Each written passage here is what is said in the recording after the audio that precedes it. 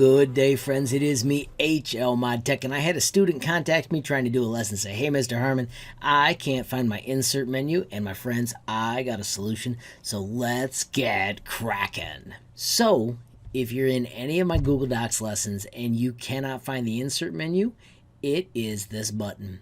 When you click that little dude, it is called the hide menu button. Poof, it wipes them all out. Now you could search, so if you're trying to use your space wisely, this is not a bad trick. But instead, if you just hit that arrow, bam, you have got your insert menu back.